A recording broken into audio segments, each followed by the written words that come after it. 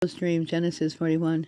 When 2 years had fully passed, Pharaoh had a dream. He was standing by the Nile, when out of the river there came 7 cows, sleek and fat, that gazed among the reeds. And after them 7 ugly cows, gaunt, and came up out of the Nile, and stood beside those on the river bank. The cows that were ugly and gaunt ate up the 7 sleek fat cows. Then Pharaoh woke up. He fell asleep again, and had a second dream. 7 heads of grain, healthy and good, were growing on a single stalk, and out of them 7 other heads came sprouting, thin and scourged by the east wind. The thin heads of grain swallowed up the 7 healthy, full heads. Then Pharaoh woke up from his dream. In the morning his mind was troubled, so he sent for all the musicians and wise men of Egypt. Pharaoh told them his dream, but no one could interpret him for him. Then the chief cupbearer said to Pharaoh, "Today I am reminded of my shortcomings. Pharaoh was once angry with his servants, and he imprisoned me and the chief baker in the house of the captain of the guard. Each of us had a dream the same night. Each dream had a different meaning. Now a young Hebrew was there with us, a servant of the captain of the guard. He told him our dreams, and he interpreted them for us, each giving us interpretation of our dream. And things turned out exactly as he interpreted them for us. I was restored to my position, and the other man was impaled." So Pharaoh sent for Joseph, and he was quickly brought from the dungeon. When he had shaved and changed his clothes, he came before Pharaoh. Pharaoh said to Joseph, "I had a dream, and no one can interpret it. But I have heard and said to you that you will hear it and interpret my dream."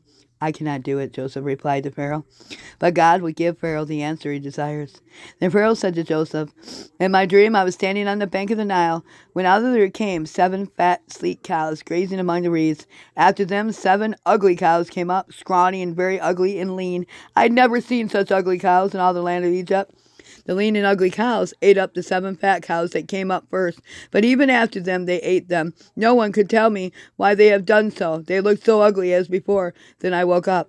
In my dream I saw 7 heads of grain, full and good, growing on a single stalk, and after them 7 others sprouted, withered and thin and scourged by the east wind. Then the thin heads of grain swallowed up the 7 good heads. I told my magicians, but none of them could explain it to me." And Joseph said to Pharaoh, "The dreams of the Pharaoh are one and the same. God has revealed to Pharaoh what he is about to do. The 7 good cows are the 7 years, and the 7 good heads of the grain are 7 years. It is one and the same. The 7 lean, ugly cows that came up after are the 7 years, and so are the 7 worthless heads of grain scorched by the east wind. They are 7 years of famine."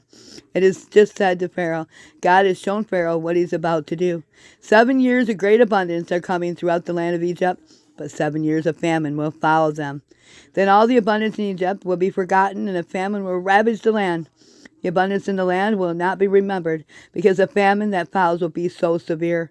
The reason the dream was given to Pharaoh in 2 forms is a matter has been firmly decided by God. God will do it again soon.